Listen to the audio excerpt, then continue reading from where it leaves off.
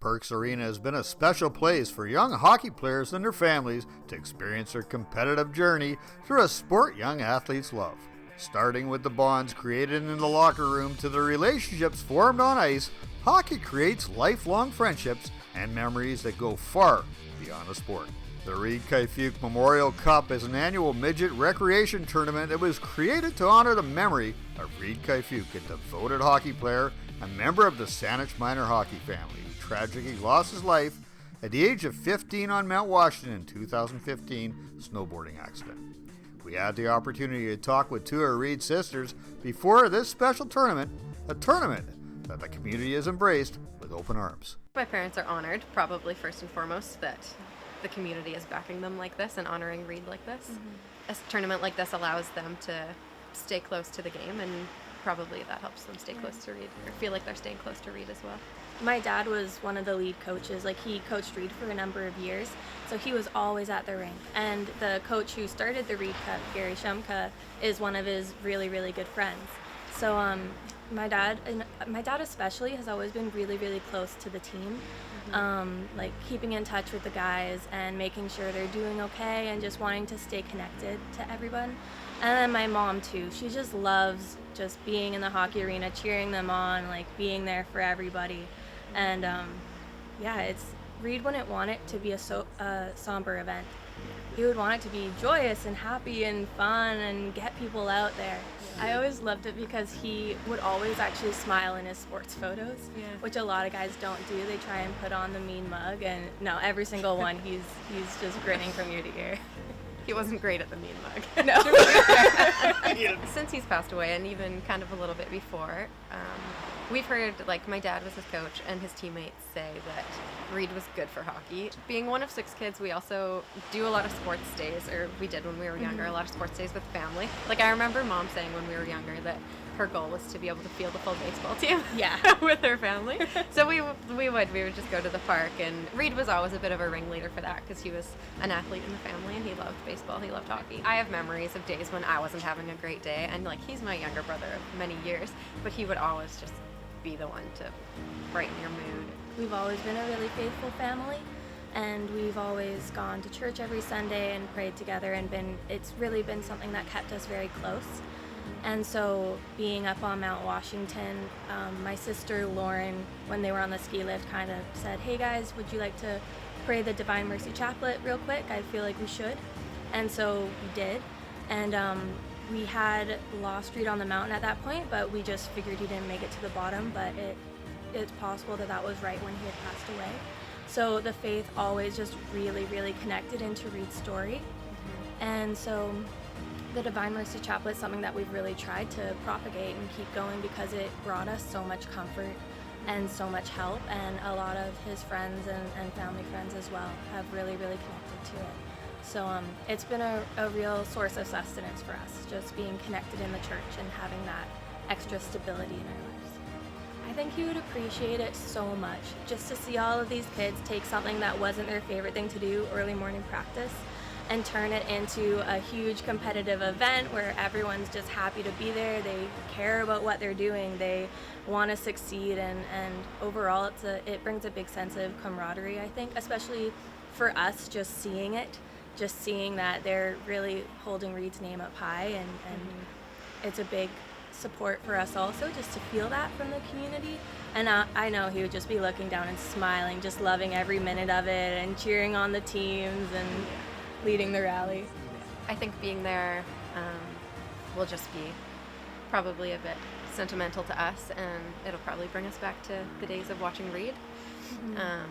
So that's pretty special, and I think also it'll make us feel close to Reed, and knowing that he's probably going to be looking down and holding us close, and also holding all these boys and girls who are going to be playing for the cup close, and cheering them on. And a special time it is, the Reed Kaifuke Cup ready to roll. We've got C2. They're in the red against the white team. That is C7. All right, my man. And Andrea Taylor doing the honors of the ceremonial puck drop.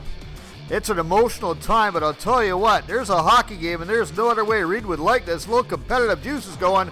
These boys are ready to go. Let's get things started. And White's going to get on the board first. Zion Lavoie with a wrist shot to the top right-hand corner.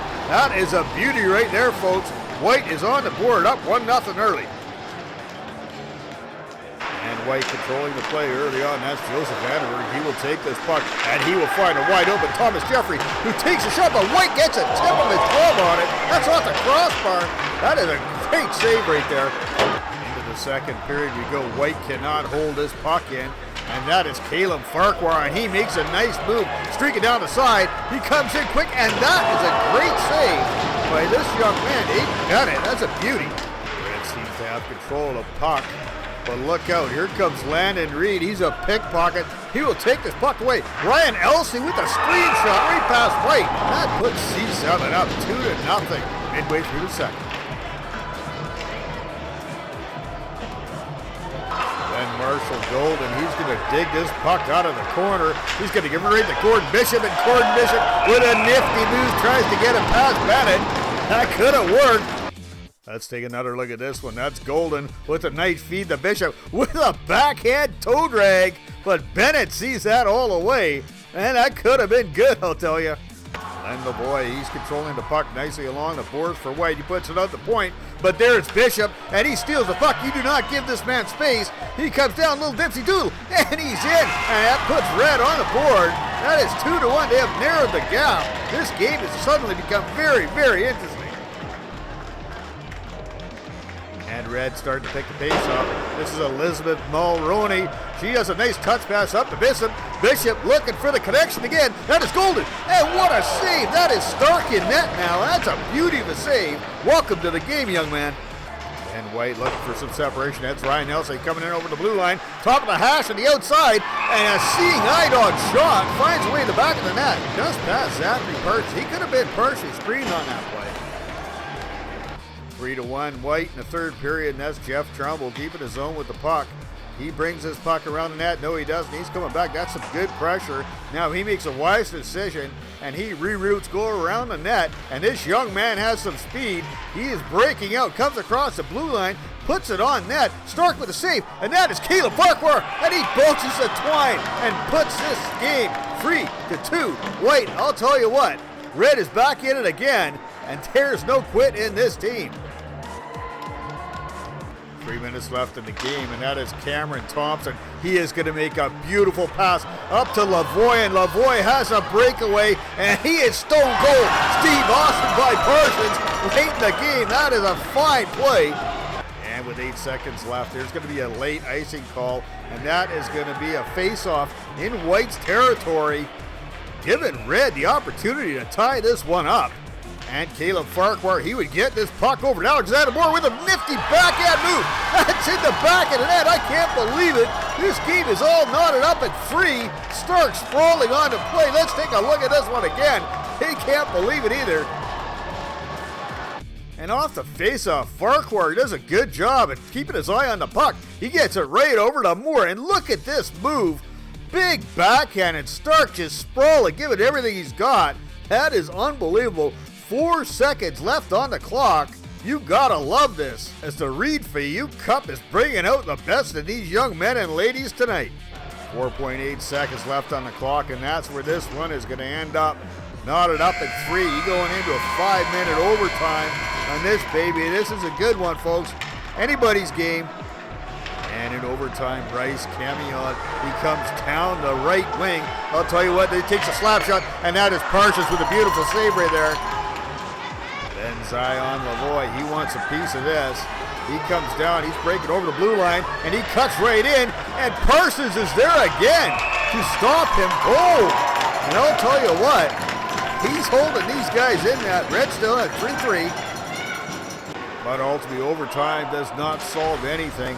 These two young teams, they worked hard. But we're going to have to go to a shootout to find out who is the championship of this Reed Memorial Cup final.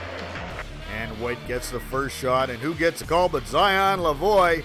He is going to creep in, and he's looking for a little bit. Backhand, right hand, but Parsons stones him. I'll tell you what, that's a good start for this shootout. First up for Red is Gordon Bishop, having a good game. He brings the puck in. He's got a shimmy shake with the left foot, and he brings it to the right-hand side. And no, Stark denies him. But you got to take a look at this. And as we take a look at this one again, we have the hypnotizing shimmy shake in the left skate. But that doesn't fool Stark. But I'll tell you what, that just about goes in, goes right under the pad. Must hit the outside of the post. Still a great job by Stark for staying with that one. Then Michael Reed, he's up next for White.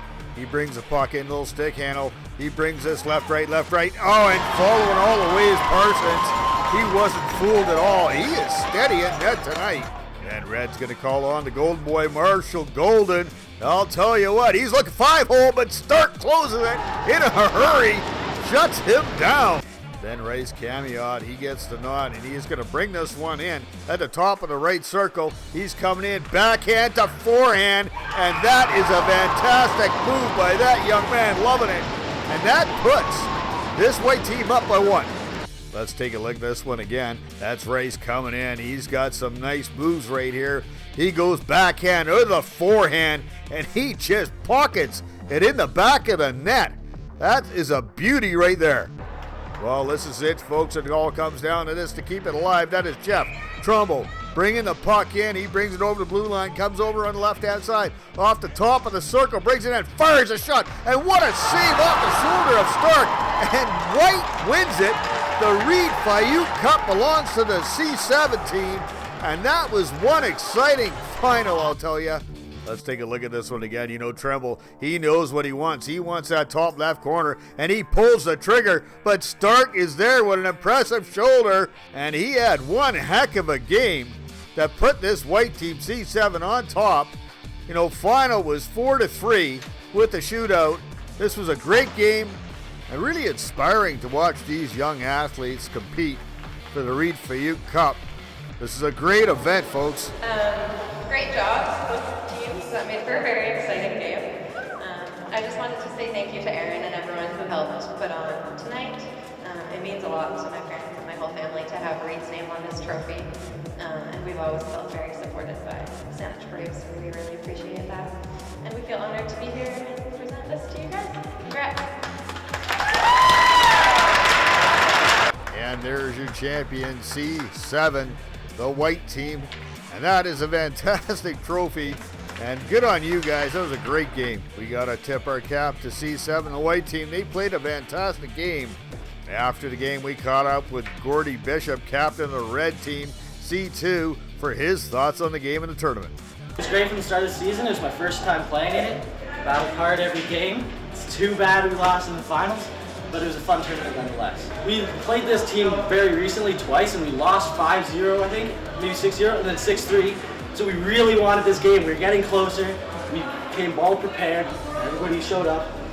We just wanted it. We battled. We did that recently in our playoff game, just right in the last couple seconds of it. Feels so good just knowing that you all your work actually came together right at the end. It's just, yeah, we tried our best. And you know what, Gordy, that's what this tournament is about.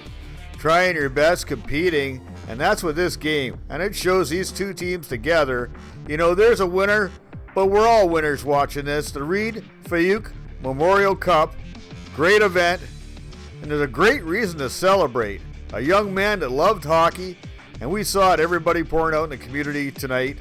My name is Cam Smith, ISN. Thank you for tuning in, and we will see you on the field.